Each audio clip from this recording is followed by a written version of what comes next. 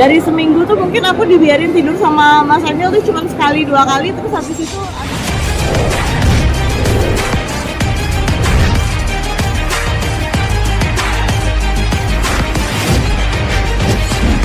kebetulan lagi di Jakarta, memang ada acara keluarga, terus kebetulan diundang sama Aurel, jadi aku sempetin untuk datang ke sini bawa kalian juga. Memang yang kakak-kakaknya nggak ikut soalnya lagi sekolah kan, dan ini memang Amina usianya masih 2 tahun, jadi kalian juga seusia sama Amina, jadi aku bawa kalian. Emil sendiri kenapa nggak ikut? Dia ada acara, dia di Jakarta juga, aku barengan sama Mas Emil, tapi Mas Emil lagi ada kerjaan di sini. Momen Jakarta apa yang kamu ambil? Artinya kan lama di Surabaya, akhirnya kan Jakarta apa yang di pos-posin di sini? Pos-posin ya sebenarnya ketemu sama keluarga, terutama keluarga besar, keluarga inti. Lama-lamain ketemunya, kemudian keluarga besar, kita makan-makan, kemudian teman-teman, kebanyakan sih sebenarnya untuk bersosialisasi. Memori makanan yang kamu suka di Jakarta di mana? Cilok. Kenapa tuh? Karena di Surabaya ciloknya beda rasanya. Di Surabaya tuh pentolnya enak-enak, tapi kalau di Jakarta ciloknya enak. Jadi aku paling yang aku ingat tuh itu, sama aja berbeda sama gorengan. Aku memang tukang jajan kan, jadi yang aku ingat malah jajanannya. Yang es krim itu? Iya, sama pokoknya semua deh. Mau cobain yang viral-viral, udah lama nggak cobain yang viral-viral di Jakarta. Oke, merawat anak 3 ya, Mas? 3. Ya. Itu kan lu tetap awet muda, tetap tidak ada perubahan gitu dari dulu. Amin. Apa sih resepnya sendiri? Apa ya? Nggak tahu sih, dijalanin aja. Mungkin supportnya banyak, jadi aku nggak kerja tuh sendiri, jadi nggak terlalu capek juga. Ada suami yang selalu turun tangan kalau untuk masalah anak, terus juga dibantu sama susnya itu penyelamat, terus juga support system dari mulai mama, mertua aku, adik kakakku, adik ipar, itu semua juga ngebantu luar biasa. Jadi aku sibuk banget nih, gitu, sering keluar kota, hampir sering banget ninggalin anak-anak, paling seminggu itu malah di rumah berapa kali aja gitu ya. Nah itu ada adekku, ada mamaku, ada mertua, ada semua yang bisa dititipin, dan anak-anak pun dibikin senang, jadi aku juga sendiri pun senang. Kayaknya sih lebih ke itu. Nih, menjadi seorang istri pejabat gitu loh, buat kamu seperti apa sih? Yang dulu kan kita tahu ya kamu yang kecil-kecilnya gitu loh.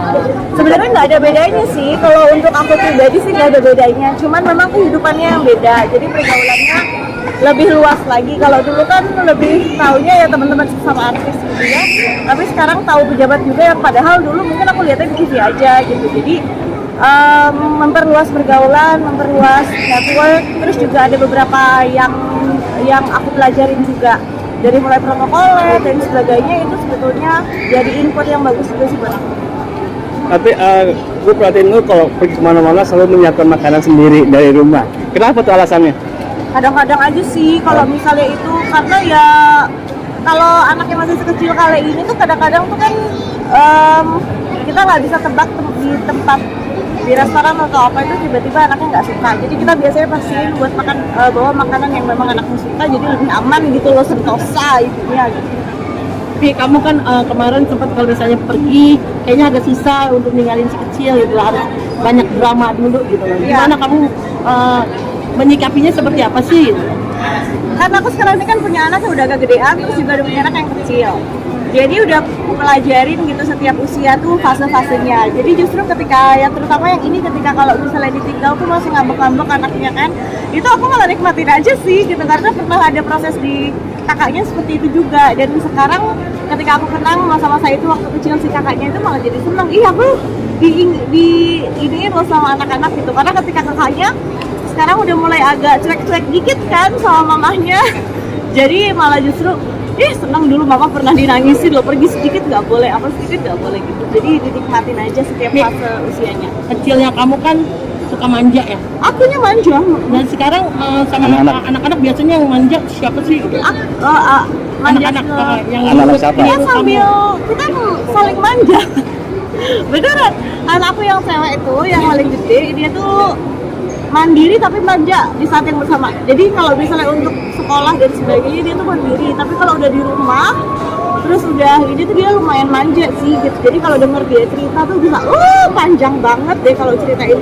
Tadi aku di sekolah gini, nah anak yang cowok dia walaupun mungkin karena cowok ya, jadi pembawaannya agak cuek, tapi ketika malam gitu ya, dia yang paling sering menjajah.